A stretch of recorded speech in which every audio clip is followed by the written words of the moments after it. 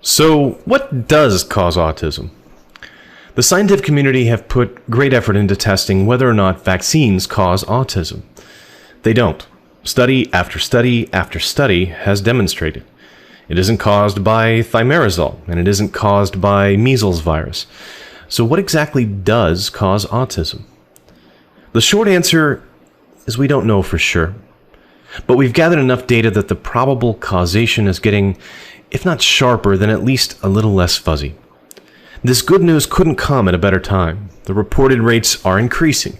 At last count, 1 in 88 children in the US have been diagnosed on the autism spectrum, what I'm going to start calling ASD for short. Let's start with the known risk factors for ASD. 1. Genetics. This is the single largest risk factor. If you have a sibling with ASD, you have a 2 to 8% chance of being autistic yourself. If you have an identical twin with some form of ASD, you have a 60 to 92% chance of being autistic. While if you're non-identical twins, your chances are only slightly higher than for normal siblings. This is a heck of a data point, and we'll come back to it, but these studies have been inconsistent. 2. Sex. Being male puts you at 3 times higher risk of ASD than being female. But we're relatively confident that this has nothing to do with genes on the X chromosome. Something else about being male is at play. It's worth noting that hormonal profiles of boys and girls at the age of a typical ASD diagnosis are not as different as they are in puberty and adulthood. Why the disease would manifest at a pre-puberty stage is a head-scratcher for a sex-linked condition. 3. Environment.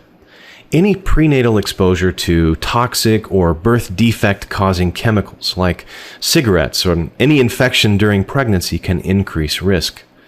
Certain pesticides and antidepressants are known to increase risk when the fetus is exposed in utero. 4. Age of mother. Women over 40 have a 50% greater risk of having a child with autism than women who are between 20 and 29 years old. These risks are magnified by lack of prenatal care, like not taking prenatal vitamins. High stress during pregnancy has also been linked to the condition.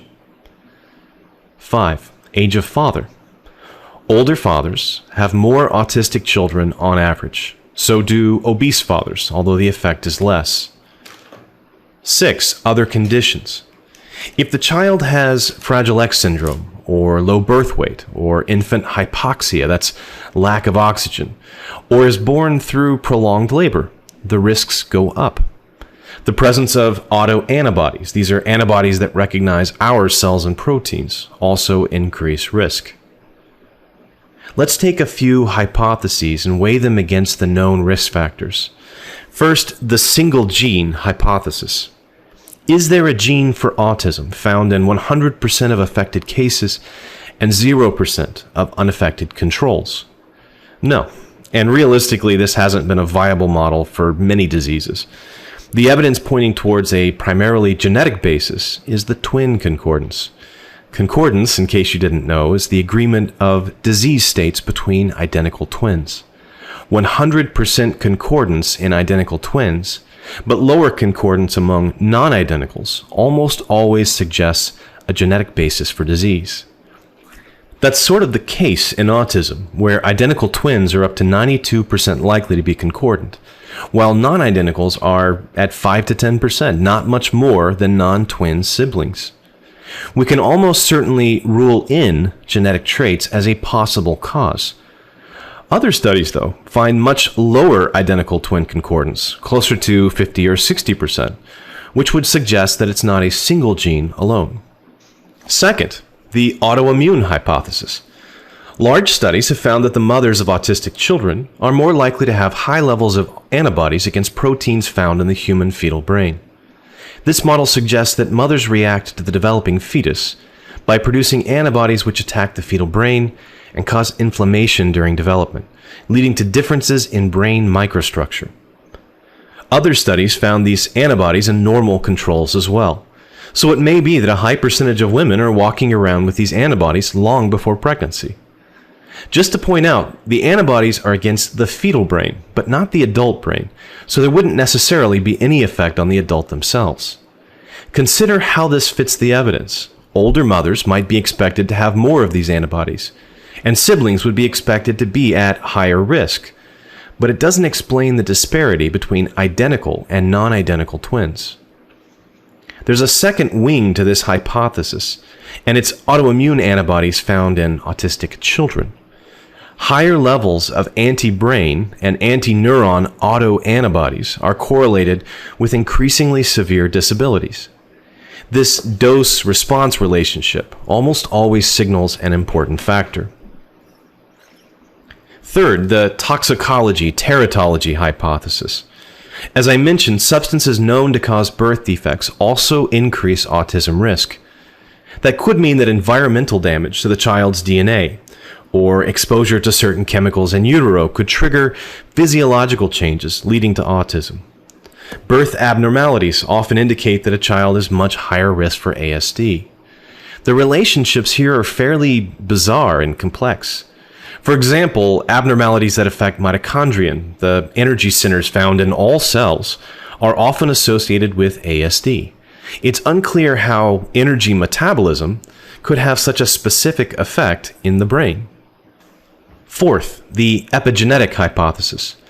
Epigenetics includes all the aspects of DNA that determine genetic inheritance, except the actual sequence of A's, T's, C's, and G's.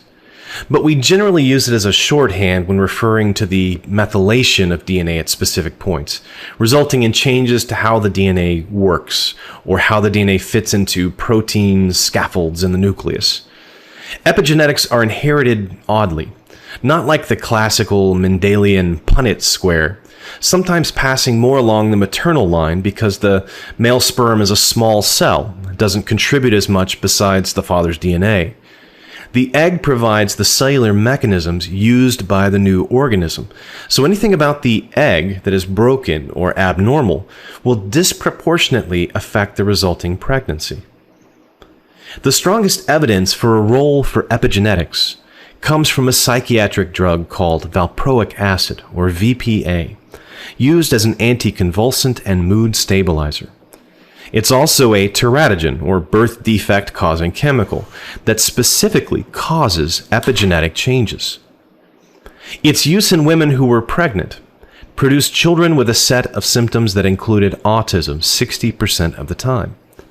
If a child was exposed to VPA, the outcome was autism in 9% of cases. We've talked about a lot of possible single hypotheses, but lastly we have the complex disease or multi-hit hypotheses. I'm only going to talk about one of these because it's the one I find most likely at present. In the single hit hypotheses we've examined so far, we're looking for a condition where stimulus A produces effect Z, where A is a gene or a toxin or an antibody, and Z is an ASD diagnosis. Multi-hit hypotheses work like a cafeteria-style menu. A plus B minus Q equals Z. A genetic factor plus autoantibody in the absence of protection from epigenetic changes leads to ASD of varying types. One such theory is called the excitatory-inhibitory imbalance hypothesis, and I'll abbreviate it as the EI hypothesis. Your brain produces various substances that promote inhibition or excitation within certain regions. This produces moods, social behaviors, learning preferences, and personality. If it's disturbed enough or abnormal enough, the result is sometimes schizophrenia or mental retardation. A child that gets multiple copies of a gene for an inhibitory protein, for whatever reason, will have this normal balance disrupted. It could be that many paths lead to a disturbance of this delicate balance in particular brain regions. Sometimes it may be chemical, or genetic, or autoimmune, or epigenetic. This hypothesis brings together many unrelated distal causes, that is, long before ASD diagnosis. Any of a long list of possible causes can produce a single proximal effect, which in the case of autism is a disturbance of normal homeostasis between these inhibitory and excitatory factors. The best evidence for the multi-hit hypotheses, and there are several of them, is simply that too many single hits with partial matches to the risk factors, but not comprehensive coverage, exist. Unfortunately, tracking down a multi-hit model is much harder. We'll need to puzzle out all the contributory factors, all the possible permutations, and that takes time, money, and expertise. This was a pretty fast rundown of what we know. I've skipped or underemphasized other components, not on purpose, but simply in the interest of time. What I want to emphasize is that autism is a condition that is defined by symptoms, not a root cause. It's not like measles and smallpox, single diseases with a single causative agent. It may not even make sense to put it in the same category as diseases and disorders and syndromes.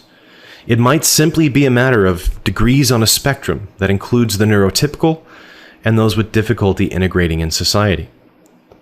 As always, scientists are using a method that operates by elimination. We can never positively prove a hypothesis, only discard its alternative. We've discarded a number of possible explanations for what could lead to a diagnosis of autism, but there's still more work to be done. If you want to donate to a worthy cause, to advance the frontiers of knowledge on this topic, I would recommend the Autism Science Foundation, a well-ranked charity with links to reputable researchers and public health agencies. Research in this field can make a difference in the lives of children and their parents. Thanks for watching.